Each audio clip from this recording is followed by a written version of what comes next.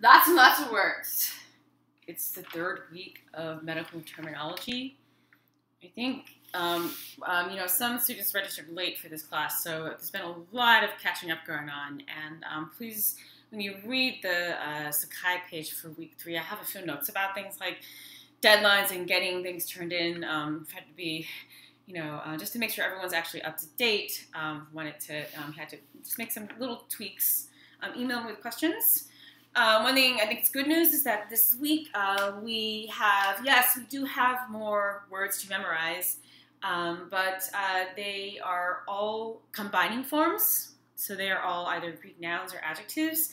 There are no new prefixes and suffixes. So I urge you to take advantage of this and really review what we have learned from lessons 1 and lesson 2 as you are doing your work for lesson 3, and just take a moment to really reflect. And we've learned really quite a bit in a very short period of time.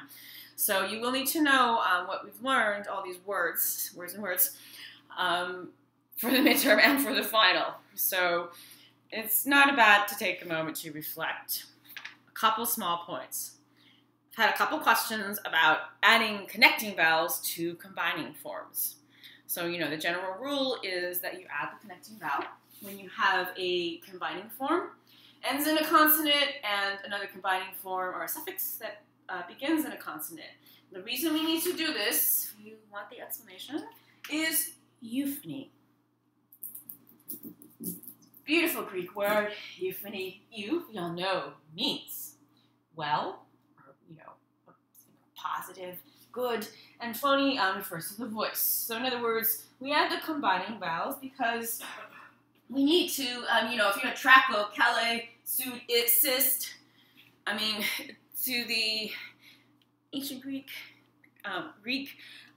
ear, those combinations sound harsh, and they're not harmonious, they're not euphonic. And so that is why we need to add the vowels to kind of smooth things over.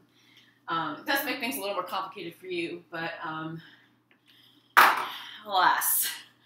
I wanted to point out too that, generally it's the pattern is consonant, combining vowel consonant. In some cases, there is a issue of vowel, connecting vowel and a consonant. So we have this word pionephrosis, P meaning pus. We do need to add, or we see we have to add that O. That's kidney, osis meaning an abnormal condition. And me is actually a word from lesson 3, means a muscle. Myoendocarditis. So sometimes you do have to add a connecting vowel there. I urge you to break the words down into the smallest parts possible, as far as the Greek noun or adjective, the connecting vowel, in some cases suffixes. And that's really so you can get as good a sense as you can of all of these root words, because it's your ability to recognize and combine these terms that I think can really help you with this class. So that is what I hope. Also wanted to point out on the quiz, this word oma, or which also has the form omat, when a vowel follows the combining noun, it means a tumor. And I think that, especially if you don't know ancient Greek, it looks an awful lot. It's a combining form, it's a noun, but it looks a little bit like osis, like all these suffixes we've learned with O's and I's. So, that's one thing to keep in mind. Again, generally the combining forms are adjectives and nouns, the suffixes and prefixes are other stuff. Also just other thing to note about the quiz, there was this combining form actually by a couple of people put down that this meant double or two. Now that would be correct if we were doing if that was a combining form from Latin, but it's a combining form from ancient Greek, 2 totally different languages. It's from the ancient Greek word bios, which means life, as in biology, biosphere. That was one that there will be a couple words, I think, besides that have some kind of similar looking form in Greek and Latin, so be careful. Word to the wise. Now, over here, more and more words, I've just made a list also of, these are some of the prepositions that we've learned. what you'll see about all of them is they all end in a vowel. Ana, up, apo, away from, eso, into, endo, in, exo, out of, hupo, under, peri, around. And with these words, generally you need to keep the vowel that the preposition ends with. That's how you get a word like exoskeleton, for instance. So, you break up the word with there because the exo is really part of the preposition. That is a little bit confusing, like what, but so it is. Also because there are some other prepositions in Greek that end in a vowel, like an A. Kata, meaning down. Meta, meaning after or with. And para, meaning beside or alongside.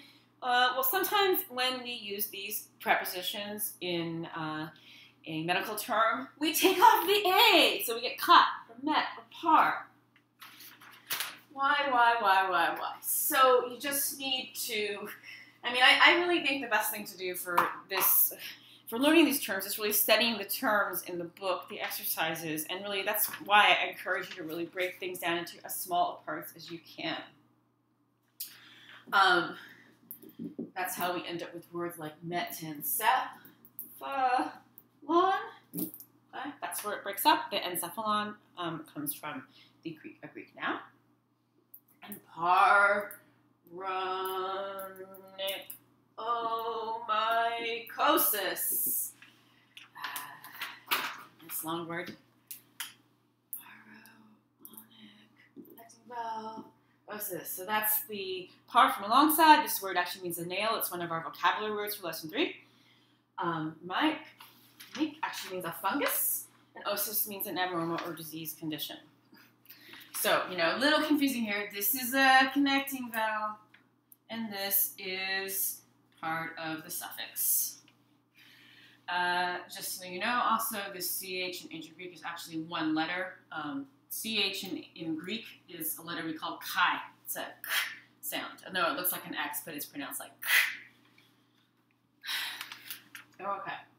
So, I would use this week to really go over these prepositions. They are fundamental to lots and lots of words. And knowing that, occasionally a preposition ends in a vowel, it can maybe eliminate confusion, maybe create more. Also, I just wanted to say a few notes about some of the words for this week as you're going through them. There are a couple of words that look like each other. My, or mios, means muscle, but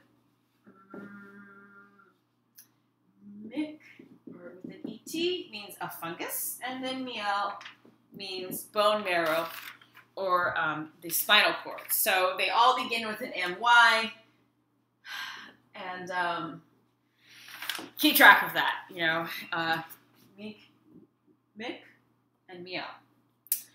Some other confusing words in this chapter are poly. This is an adjective in Greek. It means many.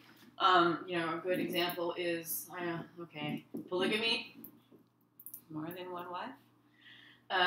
Poly, and then there's another word, poly. Now that, Y and I, of course, in English, what's the big difference? In Greek, it's a huge difference. So poly actually refers to can mean gray in ancient Greek, and also refers to the gray matter of the brain. So those are really different words. Be really, really careful. In Greek, the distinction is huge because that Y in ancient Greek is not seen as the same as I. It is the Greek U.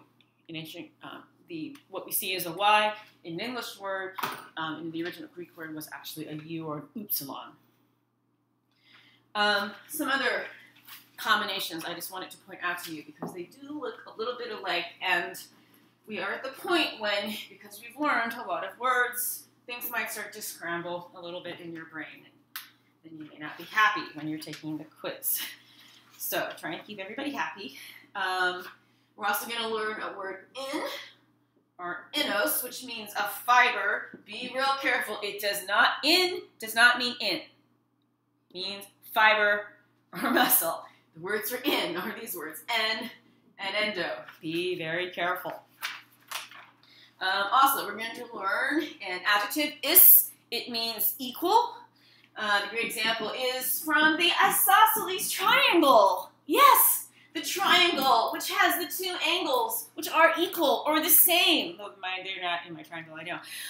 But anyways, that means equal. But be really, really, really careful, just because we have seen something like an is with this suffix osis, abnormal disease condition, and of course cis, a suffix that means a state. Just wanted to point those things out. But yes, this is an isosceles triangle. You never knew that. Also, this osis suffix, I have to say, I do find it a little confusing, because we got the osis, meaning the abnormal condition, but we also have os, which is another suffix, which means full of or resembling. And then we also had us, which can mean full of, but can also mean characterized by. Don't they all look alike? And then just to make it more fun, we also have the suffix us, which means a person or a condition.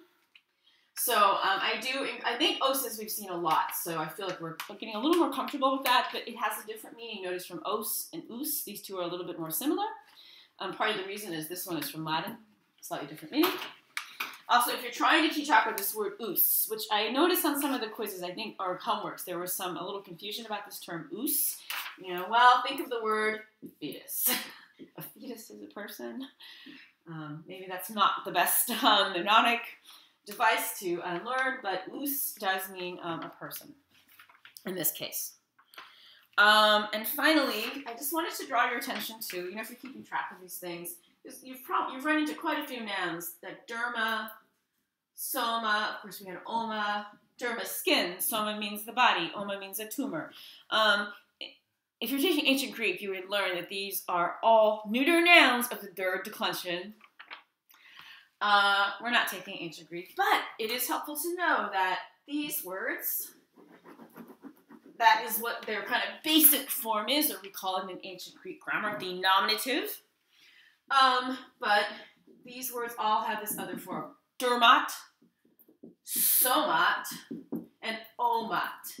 They add the A and the T. So be real careful. You want to learn that form too. And it's also helpful to know that because, of course, we get more English words from this, like dermatology or somatic. So that's some of the words that we'll be working on this week. And I hope that, you can take some time to, really, I would encourage you really, again, to look over Lesson 1 and Lesson 2. I also really wanted to thank everybody about their contributions to the forum. If you weren't able to get to that, if you had trouble posting, I'm changing the settings a little bit on the forum, so hopefully it'll make it a little bit easier for everybody to do that. If you have any problems, still let me know. And I wanted to thank you especially for your responses to the forum last week about the measles outbreak from Disneyland. And, I had linked an article that I wrote about autism and vaccines. And I wanted to give you that because, if you were taking a real class with me, I would have mentioned, as I will mention now, that, I'm really happy to be teaching this class, not only because I love ancient Greek and Latin, I love teaching them, but because I have a severely autistic teenage son, as you might have read about in the article. His name is Charlie. He's 17 and a half. And I've met a lot of doctors and nurses and been in hospitals and clinics and talked to pharmacists about him over the years, over and over and over again. My son he can't really talk. He's minimally verbal. And, I have to say it's been really great to read about your responses. A lot of you plan to be PAs or to go into, public health. And to me, you're doing just a really, really important job. And, especially a lot of your responses about, really trying to get to know families and their perspectives, trying to understand how, you can use, you need to have a relationship with a family to, talk to them about something like vaccinating a child. That's wonderful. It just means a lot to me to hear that because my son and my husband, three of us have had wonderful interactions with doctors and therapists and teachers and some really, really tough ones, which weren't really, I think, anybody's fault. I just think it's a hard thing, to help a kid who doesn't talk. So, I also bring, sort of a very personal background to, trying to figure out medical terms and, to try to navigate the world for my son. So thank you very much. The topic for this week is medical marijuana. I look forward to your responses on that. And please keep emailing me with all of your questions, and let's learn some more words.